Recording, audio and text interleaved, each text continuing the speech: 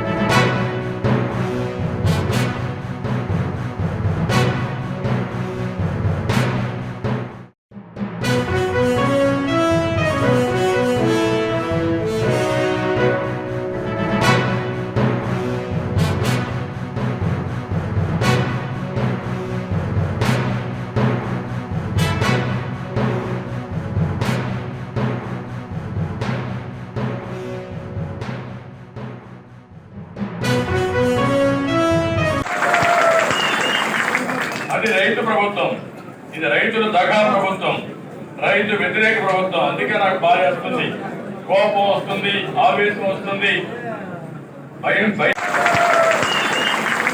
అది రైతు ప్రభుత్వం, ఇది రైతుల దగా ప్రభుత్వం, రైతు వ్యతిరేక ప్రభుత్వం. అందుకే నాకు బాధ వస్తుంది, కోపం వస్తుంది, ఆవేశం వస్తుంది, భయం.